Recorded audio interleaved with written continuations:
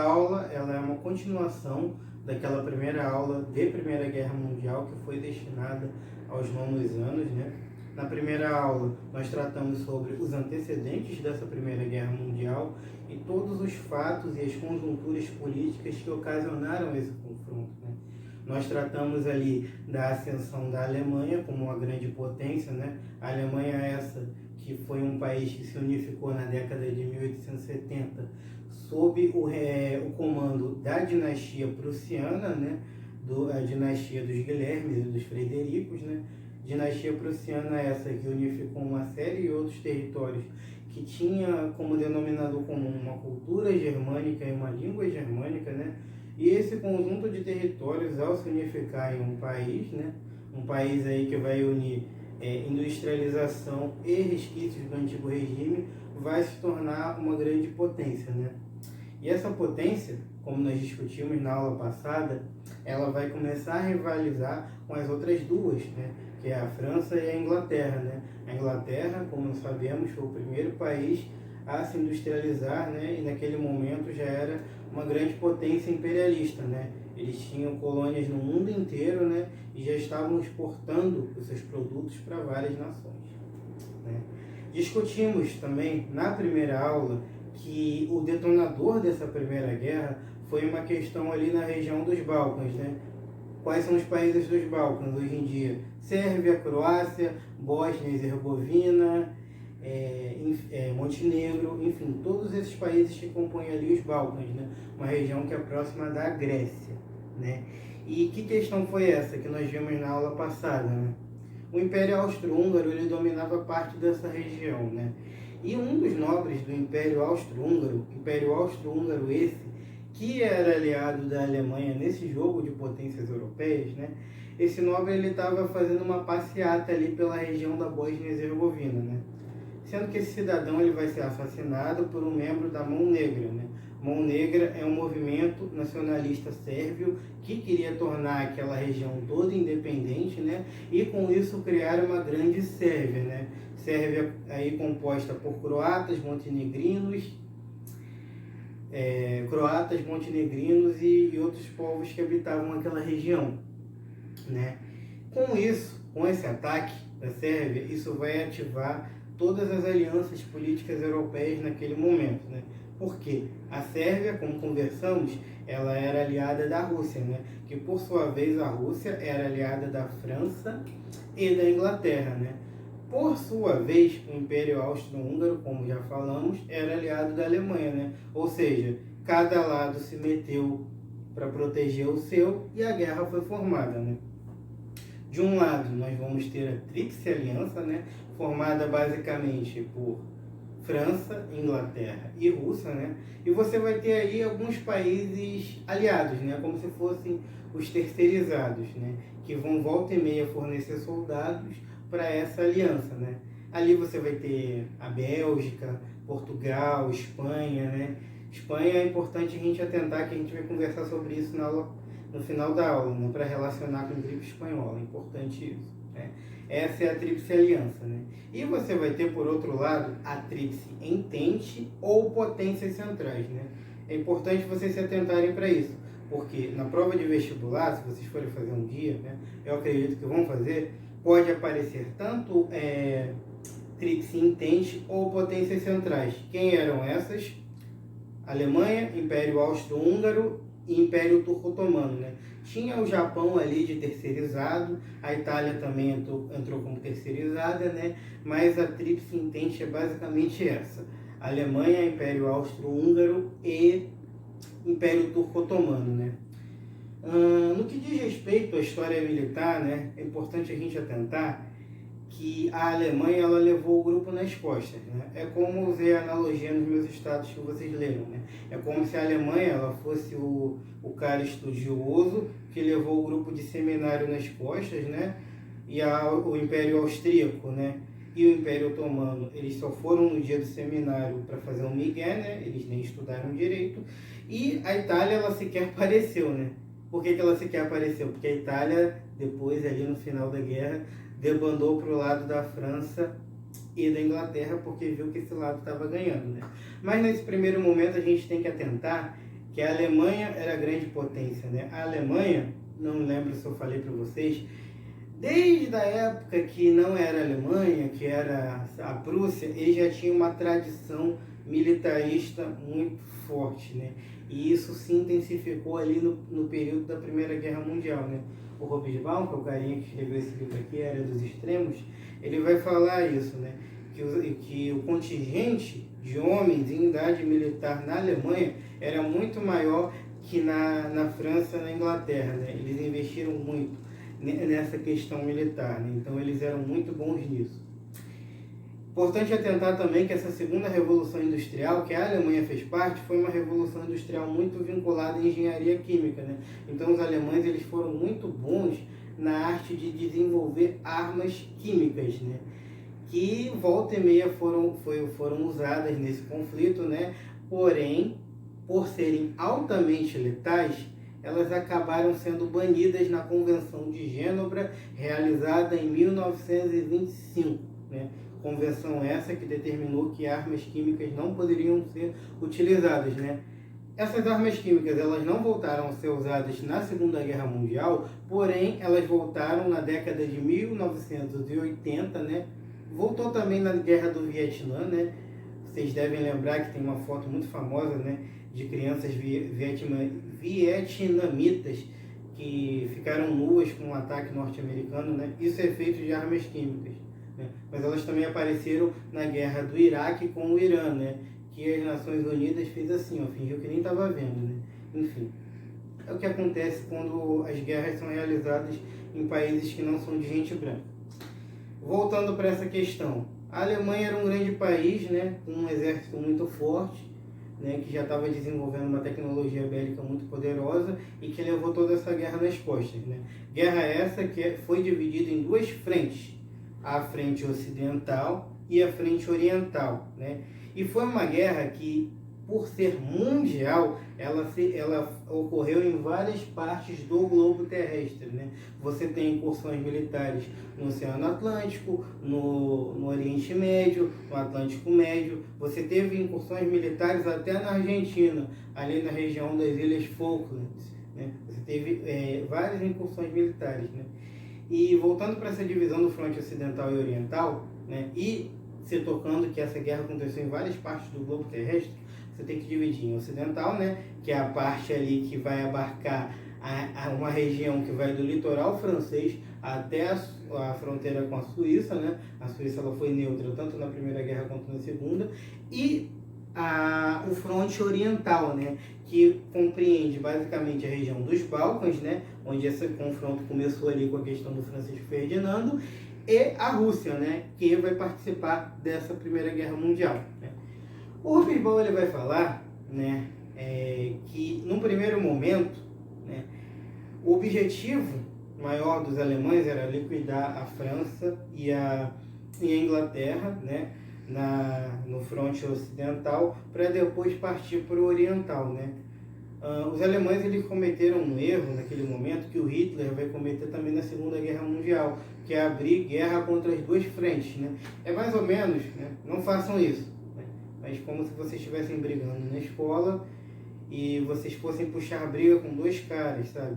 Você não vai conseguir bater nos dois ao mesmo tempo. Você tem que focar para um lado. E a Alemanha ela cometeu esse erro tanto na Primeira Guerra quanto na Segunda, né? Ela quis bater em dois lados, né? Muito mais na primeira, porque ela estava praticamente levando tudo nas costas naquela ocasião, né? Então você vai ter o primeiro ataque alemão, né, entrando pela Bélgica, que naquele momento era neutro, né? Se vocês forem ver o mapa da Europa, a Bélgica ela tá meio que entre a França e a Alemanha. Para quem vê Naruto, é como se a Bélgica ela fosse ali o país da chuva, né? Que é o país do Nagato. Vocês lembram, né? Vocês que veem Naruto sabem que esse país ele está entre as nações ali que combateram naquela guerra, né? Dos países ninja, né? Das aldeias ninja. E tal como a Bélgica, né? O país da chuva ele foi um lugar neutro onde várias potências se enfrentavam, né? Você vê ali, enfim, o Jiraiya, o Orochimaru e a Tsunade se encontrando com o Nagato, né? Eles estavam numa incursão militar ali, né? E a Bélgica ela foi assim, né? Era um lugar neutro por onde os alemães invadiram, né? Para dali partir para a França, né? Na Segunda Guerra Mundial isso deu mais certo, mas na Primeira não, né? O Hobsbawm fala que os alemães eles foram detidos pouco antes de chegar em Paris, né? E nesse momento, quando o confronto estoura na frente ocidental, do litoral francês até a fronteira suíça, tanto um lado como o outro, né? O outro lado você entende só a Alemanha, eles vão formar uma série de trincheiras, né? Essa vai ser a guerra de trincheiras. O que é trincheira? A geógrafa aqui do meu lado está gravando aqui sabe muito melhor que eu o que é uma trincheira, né? Fala aí para eles, o que é uma trincheira, Jéssica? Ela não quer falar, ela está tímida hoje.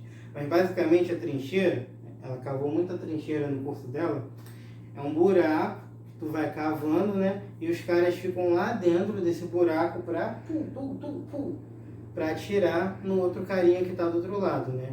E o Hobsbawm e outros historiadores que trataram da Primeira Guerra Mundial, eles falam que essas trincheiras elas eram lugares assim muito inóspitos, né? Muito sujos, né? Eram repletos de ratos, de piolhos e tal. E muitos espanhóis foram para essa guerra ajudar o lado francês, né? E é importante ressaltar que esses espanhóis eles voltaram muito doentes para a Espanha, né? E foi essa doença que eles levaram que se configurou como gripe espanhola, né? Os especialistas em história da saúde e das doenças, eles falam que a gripe espanhola ela nasceu nessas trincheiras extremamente sujas e inóspitas, né? Os caras voltaram para a Espanha e a doença se propagou para o mundo inteiro, né? Tal como o coronavírus que a gente está vivendo agora, né? Voltando para a Guerra das Trincheiras, ela não é nenhuma novidade na história, né? O Hobsbawm e outros historiadores eles falam que a Guerra Civil Americana, que conteúdo que eu estou dando para os nonos anos, né? Para os oitavos, desculpa, os nonos são vocês, corta. Conteúdo que eu estou dando para outra turma, a Guerra Civil Norte-Americana foi a primeira a usar essa estratégia, né? De você entrar no buraco e do buraco, tu atirar, né? Enfim, essa era uma guerra de trincheiras, né? Outra estratégia militar usada era tu encher o campo de arame farpado, né? Aí os caras saírem da trincheira, assim, com a arma e tal, atirando, enfim.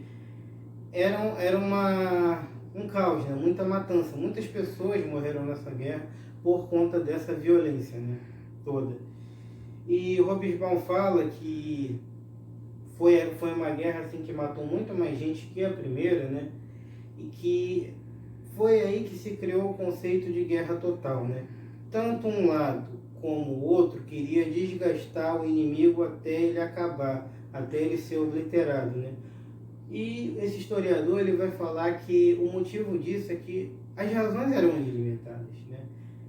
As outras guerras que ocorreram antes da Primeira Guerra Mundial, Guerra Civil, por que ela aconteceu? A Guerra Civil da América do Norte. Porque os estados do Sul queriam abolir a escravidão, né? Era um motivo. Só um exemplo de guerra, né? Essa guerra aqui, ela tinha vários motivos, várias razões, né? Cada potência, ela tinha seu interesse econômico e seu interesse imperialista, né? Lembrando que é o momento em que essas potências elas estão colonizando a África e a Ásia, né? Cada um ali tinha o seu interesse, né? Então, eram muitos interesses econômicos e políticos envolvidos, né? A Era dos Impérios, ela é isso, a união de política com economia, né? E devido a isso, né, os caras foram pro tudo ou nada, né? Vamos arrebentar com eles e a gente só vai parar quando o outro lado for 100% arrebentado, né? E o nosso historiador aqui, o Hobsbawm, ele vai falar que esse fronte ocidental, onde ocorreram as guerras de trincheiras, ele vai ser o mais violento de todos, né? Franceses e ingleses, eles vão perder milhares de jovens em idade militar, né? E você tinha naquele momento uma noção de virilidade, né? Do cara, ele achar que ele era um gentleman, que ele era um cavaleiro, que ele tinha que ir com tudo, né? Para o campo de batalha e sair atirando, né? Então muita gente morreu por causa dessa noção de virilidade, né? Muita gente morreu, né? Inclusive, o autor desse livro, né, o Hobsbawm, o historiador, ele lutou na Segunda Guerra Mundial e ele sobreviveu, né? Ele, o Thompson, vários outros historiadores, eles lutaram nessas guerras, né? O Mark Bloch, ele foi morto, né? Um grande historiador, ele foi morto na Segunda Guerra Mundial. O Mark Bloch, por ser judeu, o Eric Robesbal é judeu, mas ele não foi morto, né? Ele conseguiu se salvar. Enfim, fica aí uma lição, né? Nós estamos vivendo um período agora do coronavírus, né? Que é muito parecido com essa guerra, né? E se essas pessoas elas sobreviveram, a gente tem que ter esperança que a gente vai sobreviver também. Voltando pro restante do conteúdo, a gente tem que lembrar também que tinha a frente oriental, né? Que ocorreu nos Balcãs e na Rússia, né? Essa frente a Alemanha não deu tanta importância assim, né? Porque ela estava, na verdade, pouco se lixando para essa frente, né? Porém, os soldados alemães eles conseguiram aniquilar fortemente os soldados russos, né? A Rússia, como eu falei para vocês em outros vídeos, era um país extremamente atrasado ainda, né? Agrário, assentado em bases feudais, né?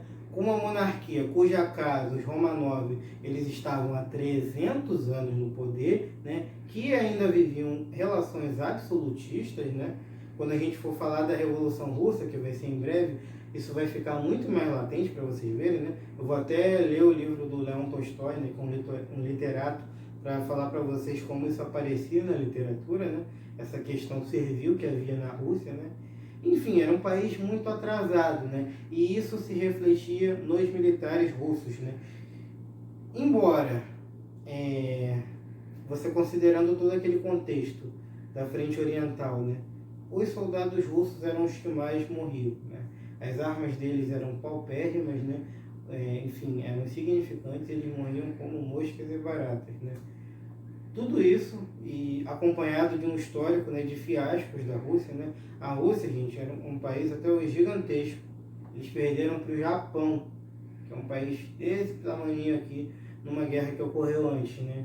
E eles já estavam desmoralizados com a derrota do Japão, né? E estavam tomando muito pau nessa Primeira Guerra, né?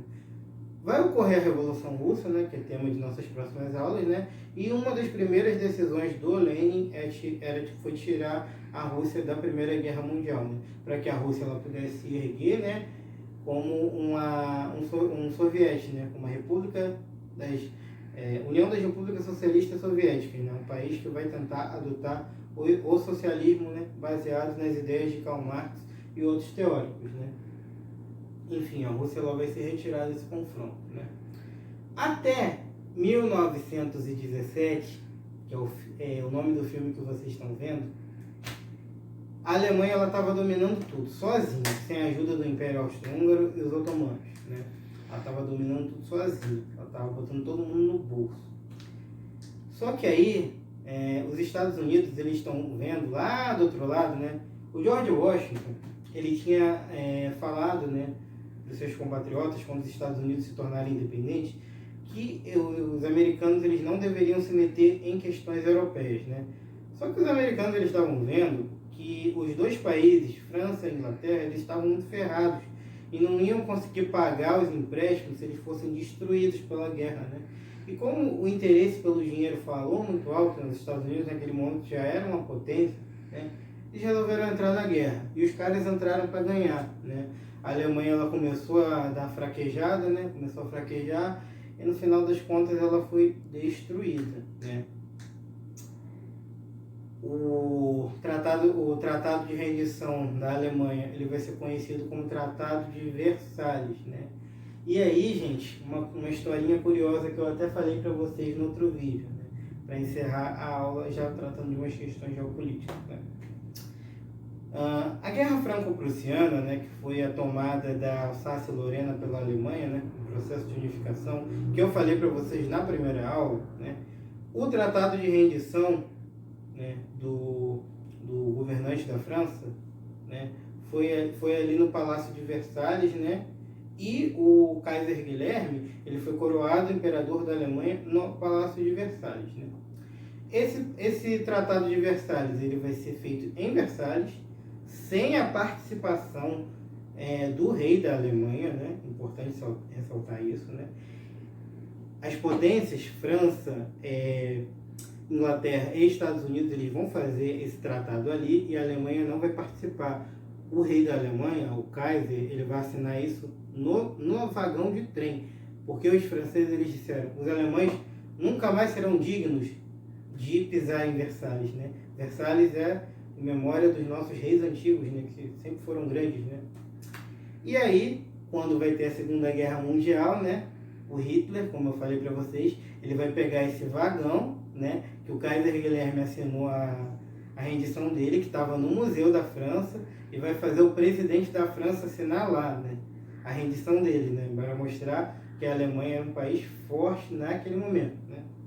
Enfim, sobre o Tratado de Versalhes, num primeiro momento, o presidente dos Estados Unidos, o Woodrow Wilson, ele vai falar, calma gente, a gente não pode acabar com a Alemanha é um país importante, gente. Vocês acabarem com ela, é capaz de ter outra guerra, me escutem, quem avisa amigo é, né? E o Woodrow Wilson, ele quis fazer meio que uma coisa, uma passada de pano, né? Ninguém vai ser punido, uma derrota sem perdedores, né? Era o que ele estava querendo propor naquele momento, né? Uma derrota sem perdedores, algo assim. Só que a França e a Inglaterra, elas vão falar o seguinte, não, a gente quer ferrar com a vida da Alemanha, nós somos os poderosos aqui na Europa, a Alemanha ela vai se ferrar, ela não pode se reerguer, né? E foi aí que o Tratado de Versalhes incluiu uma série de medidas contra a Alemanha, né? A Alemanha ela não vai poder fazer um exército novo, né? Vai ter que pagar muitas e muitas indenizações. A Alemanha ela praticamente ela só entrou na guerra para ajudar o Império Austro-Húngaro, mas foi a Alemanha toda que teve que pagar por todos os prejuízos da guerra, né? Numa clara estratégia da França e da Inglaterra de penalizar aquele país que era concorrente deles na indústria, né? E foi todo esse ressentimento, né? Um ressentimento que vai causar muita miséria na Alemanha, né? A Alemanha ela vai se tornar um país extremamente miserável naquele momento, porque vai vir uma crise financeira muito forte, né? E essa crise financeira ela vai derrubar a monarquia alemã. A Alemanha ela vai se tornar a República de Weimar, né? De Weimar, né? Importante destacar, né? Weimar, né? Mas é Weimar, né? A monarquia vai cair, né? E vai haver tipo uma depressão muito forte, né? Milhares de pessoas passando fome, a Alemanha ela vai passar por uma situação muito complicada, né? E vai ser em meio a toda essa pobreza, né? Esse ressentimento, essa injustiça, né? Que os alemães eles não puderam nem participar do Tratado de Versalhes, né? O rei da Alemanha ele sequer entrou no Palácio de Versalhes. Isso vai deixar o alemão tão ressentido que vai dar abertura para caras como Adolf Hitler, né? Subir ao poder, né? E travar uma nova guerra para vingar, né? Todo esse orgulho alemão que foi perdido nas outras guerras, né? Enfim, por conta desse erro, né, da França e da Inglaterra, de querer punir a Alemanha, você acabou tendo uma segunda guerra, né? Porque você desenvolveu um ressentimento tão forte no povo alemão, né, que subiu um doido como Hitler ao poder. E esse doido ele conseguiu recuperar a economia da Alemanha, né? E ao passo em que ele recuperou essa economia da Alemanha, ele investiu para uma guerra seguinte, né? Enfim, a aula termina por aqui. Eu peço que vocês continuem vendo os vídeos, continuem estudando em casa. Lavem as mãos, gente, é sério. Lavem as mãos mesmo, tá? Os casos de coronavírus eles só estão aumentando. A gente está vivendo uma situação muito parecida com a Primeira Guerra Mundial e a Segunda, né? Não sou eu que estou dizendo isso, né? É Angela Merkel, chanceler da Alemanha, né? Primeira-ministra da Alemanha, ela disse isso, né? Que o mundo ele tá vivendo uma situação muito parecida com a Segunda Guerra Mundial. Ela disse até que a situação de hoje é pior até, porque na época deles eles podiam ver, né? Os mísseis chegando. Agora a gente não vê o vírus, ele é invisível, né? Então eu peço para vocês, se cuidem, evitem sair de casa, lavem sempre as mãos, né? Ajudem os pais de vocês a conseguirem o auxílio do governo, se eles tiverem direito. E é isso aí, eu vou ficando por aqui. Qualquer coisa eu tô por aqui. Falou, gente.